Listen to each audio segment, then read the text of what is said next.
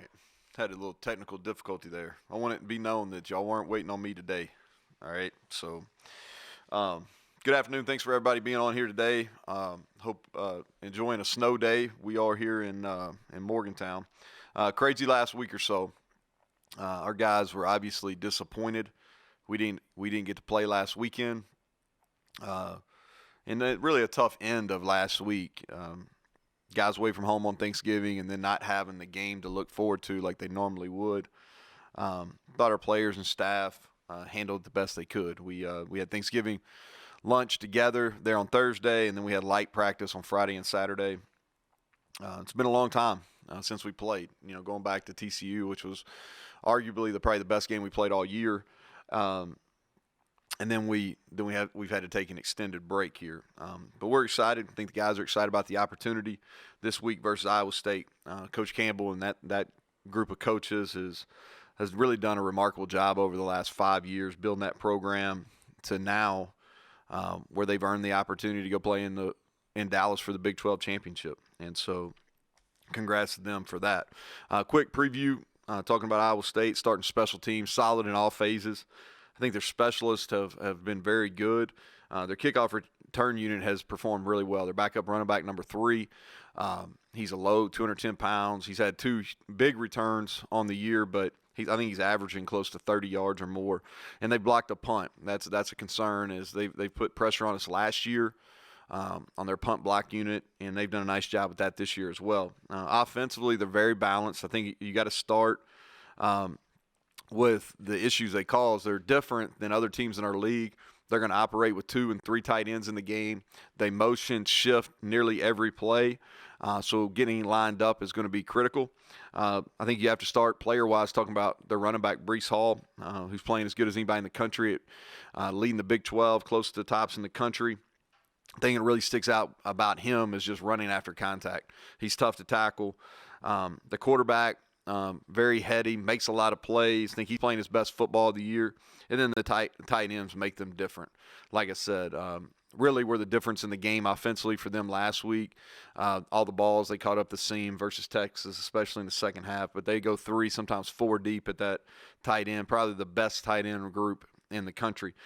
Defensively, one of the top units in our conference. You look at the statistics across the board. They're near the top in everything. 3 down front, unique coverage looks, something you don't see every week. So something that'll be different for our quarterbacks. I think the D-line's playing really well. If you look at the TFL numbers, sack numbers, several guys up there playing well. Linebacker Mike Rose is finally getting him. If you go back and probably watch this press conference we did pre-Iowa State last year, I talked about him a lot. He's finally getting national attention and attention throughout our league. He's playing at an extremely high level. And they're just really making it difficult to run the ball. If you look at this streak that they're on of winning football games, they've made it difficult to run the ball for everybody. And so huge challenge this week, and our guys are just looking forward to the opportunity to play. It's been a while. So with that, we'll take some questions. Thank you, Coach. First question is from Greg Hunter. Go ahead, Greg. So, Coach, a week off is nice to rest and get everybody healthy, but is there too much time in between games? Can you get rusty? How do you avoid getting rusty with all that time off? Well, if we were in a situation where we knew we were going to have really 3 weeks in between games, then you'd manage it in a different manner. But we didn't know that we were going to have that. And so we were under the assumption we were going to play till last Wednesday afternoon. So how we've handled it's the best we could. We are going to be fresh. I mean, that's the positive, Greg. We're going to be fresh. I hope our timing and everything can stay sharp. That's what we've been trying to do. We've done as much good work as we possibly can while not being overly physical just because of how late it is in the year. But we will be fresh. I think we'll play fast, and hopefully our execution will match that. We'll go to Charles Montgomery. And, Coach, you guys are facing now Brock Purdy, who you can consider him the veteran quarterback in the Big 12. So what is it that you need to focus on this week in preparing for him and his ability as a quarterback? Well, he's won. I think that you talk about there's several guys in our league that they've proven themselves year after year to be winners, and he's no different. I think he's going on year 3 at winning at a high level in this league, doing some things that never been done at Iowa State before. And I think he manages their games really well, handles all their motions and shifts. That looks easy. It's not easy at that position. I think he's a dual threat guy. They don't run him a ton, but when he does run, it's always effective, third downs, things like that. He extends plays. He does a great job of he's got a little pump fake that he uses that gets people off their feet, that's proved effective over and over throughout his career. Throws the ball really well on the run, and gets the ball out of his hand fast. That's how they've been so effective on those seam balls. Tight ends obviously have size advantage, but he's able to get the ball out of his hand fast. Coach, from Bob Herzl today, how do Purdy and Breece Hall complement each other in that offense, and what kind of challenges does that present to you? Well, I think Breece Hall, the tight ends, and Purdy all kind of work in unison, because what the tight ends do is they create edges, and sometimes single and double edges, their ability to block in the run game and then arc and block for the quarterback as well. Purdy has the ability to run, so you have to respect that. So I think all three of those guys in unison really make that run game work. We'll go to John Antonic. Hey, Coach, what is so unique about Hickok's defense? I know offensive coaches here in the past have talked about embracing 5- and 6-yard gains because of the way they're schemed. In your view, what makes it so difficult to attack it? Well, I think when he started doing it, he was kind of a trendsetter. You know, he was really doing some things that, so for so long, this league was really looked at as being innovative offensively, and then he brought some defensive innovation into this league as well. And they've evolved. They've evolved from when they first started doing this 3-4 years ago, whatever it was. But he's a 3-down front guy, and then he plays with a base 3 safety defense. Now he gets to a lot of different coverages, but they base out of 3 high safeties. A lot of drop 8, more so than you normally see. So I think that's what. It's unique because you don't see drop 8 as much. Now, he does get to some 5-man pressures pretty easily, but it's just non-traditional as far as what you see week in and week out. Is it safe to categorize it as a defense where they try to keep things in front of them? Oh, for sure. They want to. It's built to stop the run game because they give you this false perception that they have a light box, but really they're getting an extra hat every time to the box, and then they want to keep all the pass game in front of them for sure. Cody Nesper. Hey Neal, do you see similarities between Letty and Breece Hall? I think both of them have a unique ability to break tackles for sure. Breece Hall is going on year 2 of this type of production. That's our hope for Letty, and he's definitely on his way here in year 1. The break probably has been better for Letty than anybody, just because he's going to be at full tilt now heading into this contest on Saturday. But they both are north-south runners. They both catch the ball really well out of the backfield in the screen game or with called routes or hit on check downs. And then they do a really good job of breaking tackles. Both of them, if you look at whether it's PFF or anything like that, they're among the top in the country as far as breaking tackles. Next is Kevin Kinder. Hey, Coach, 2-part question. First of all, in response to some reports, have you or any of your representatives have any contact with South Carolina over their open coaching job? And more generally, do you have a plan or an idea on how you deal with things like that while the season is still going on? Yeah, I guess it's good because it means people are paying attention, think we're doing something right. So I guess it's a positive in that manner. Yeah, several people told me that yesterday. I haven't been real active on social media other than I tried to promote my wife being on whatever Instagram Live is. I'm trying to figure out what that is. But,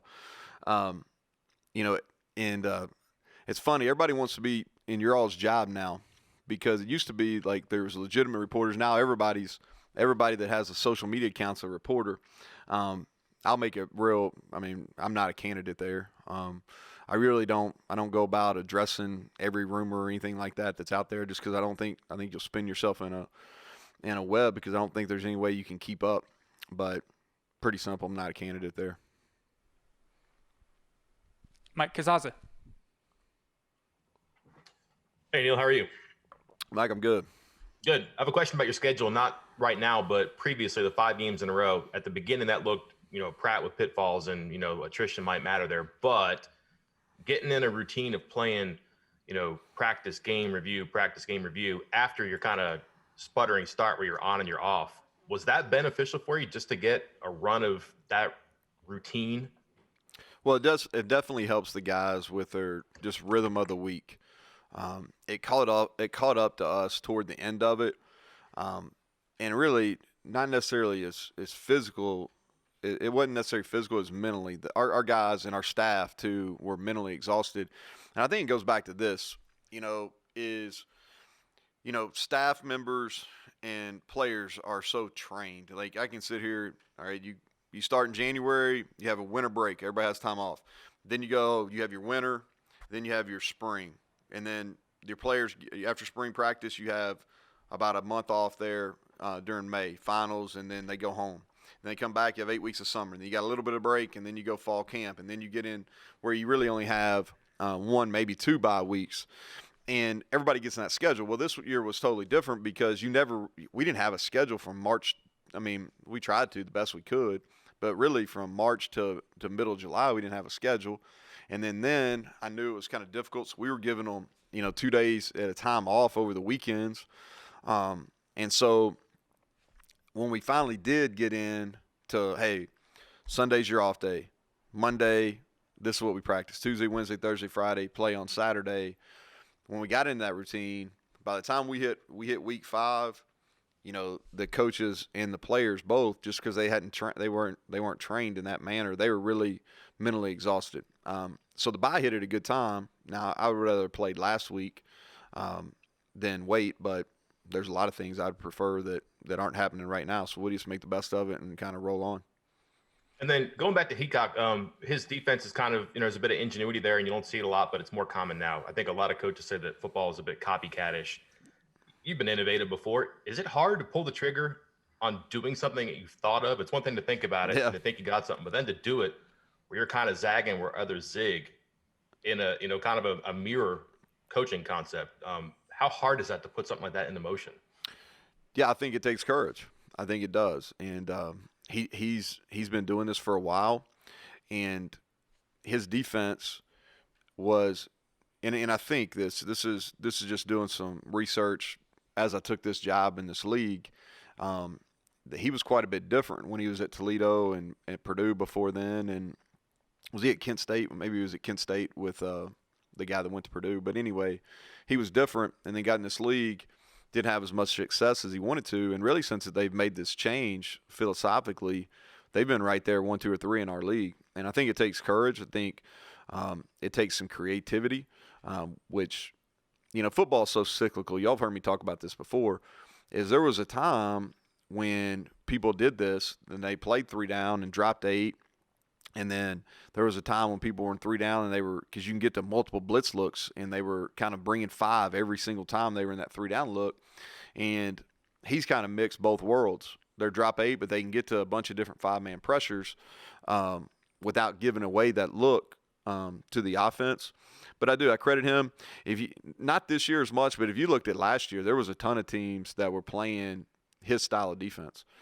Baylor led our league last year in defense, and they took a lot of pieces of that, of his style, and used it last year at Baylor while Coach Rule was there.